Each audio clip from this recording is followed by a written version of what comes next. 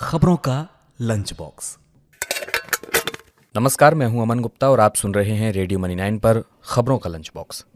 दिल्ली सरकार ने बढ़ाया मजदूरों का न्यूनतम वेतन। जीएसटी में हो रही है बड़ी चोरी, क्यों और बढ़ सकती हैं एफडी पर ब्याज दरें, बताएंगे आपको आज के बुलेटिन में। इसके अलावा भी बिजनेस फाइनेंस से जुड़ी कई और जानकारियां मिलेंगी। तो शुरू करते हैं खबरों का लंच बॉक्स। दिल्ली सरकार ने मजदूरों का न्यूनतम वेतन बढ़ाया। अब कुशल श्रमिकों को मिलेगा 20,357 रुपए के बजाय 20,903 रुपए का वेतन। अर्धकुशल श्रमिकों का मासिक वेतन 494 रुपए बढ़ाकर 18,993 रुपए किया गया। अकुशल मजदूरों के मासिक वेतन में भी की गई है 442 रुपए की बढ़ोतरी। अब इन्हें मिलेगा 17,234 रुपए का वेतन।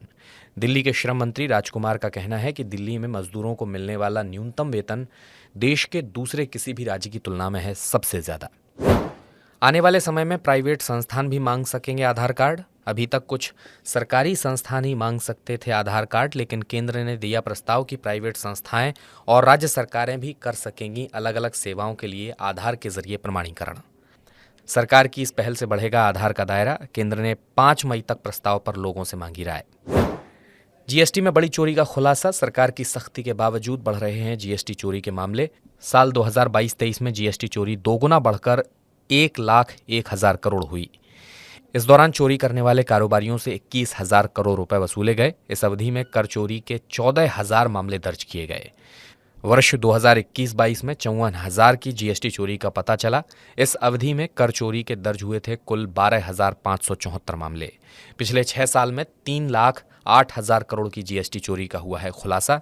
इस दौरान कुल 1,03,000 करोड़ रुपए की हुई वसूली। 7 अप्रैल को खत्म हुए वित्त वर्ष 2024 के पहले पखवाड़े में बैंकों का कर्ज साल दर साल आधार पर 15.7% बढ़कर 138,45,000 करोड़ रुपए रहा। इस दौरान बैंकों की जमा में 10.2% की वृद्धि हुई, जिससे ये बढ़कर 184,50,000 करोड़ रुपए हो गया।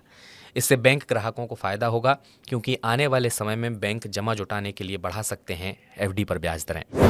पहला Bharat bond exchange traded fund यानी ईटीएफ फंड हुआ मैच्योर। निवेशकों को मिला 6.54% का रिटर्न। ये रिटर्न वाईटीएम और निफ्टी भारत बॉन्ड इंडेक्स के मुकाबले रहा कम। निफ्टी बॉन्ड इंडेक्स ने 6.61% और यील्ड टू मैच्योरिटी यानी वाईटीएम ने दिया 6.69% का रिटर्न।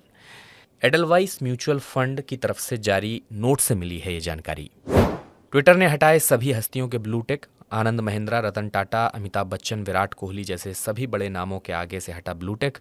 ट्विटर के सीईओ एलन मस्क के ऐलान के बाद 20 अप्रैल से ब्लू टिक हटाने का प्रोसेस हुआ शुरू। अब तक करीब 3 लाख वेरीफाइड अकाउंट का हट गया है ब्लू टिक।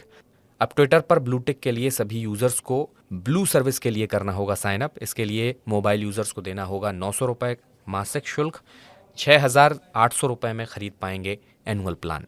फरवरी में ईपीएफओ में नए सब्सक्राइबर्स की संख्या जनवरी के मुकाबले 10% तक घटी। फरवरी में 7,38,052 लोगों ने ईपीएफओ को सब्सक्राइब किया था, जबकि जनवरी में 8,19,659 लोगों ने ईपीएफओ में सब्सक्राइब किया। मई 2021 के बाद ईपीएफ में शामिल होने वाले नए सब्सक्राइबर्स की ये संख्या है सबसे कम। इससे मिल रहे हैं देश में संगठित क्षेत्रों में रोजगार घटने के संकेत। सीएमआई के आंकड़ों के मुताबिक फरवरी में बेरोजगारी की दर 7.4% तक बढ़ी।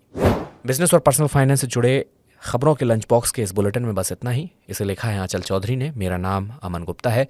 मनी 9 का मोबाइल ऐप आप जरूर डाउनलोड कर लीजिए। वहां पर आपको बहुत सारा एक्सक्लूसिव कंटेंट मिलेगा। ये बुलेटिन आपको कैसा लगा, इस बारे में आपकी अगर कोई राय है तो हमें कमेंट बॉक्स में जरूर बताइएगा। चलता हूं, अपना ख्याल रखें। नमस्कार। खबरों का लंच बॉक्स।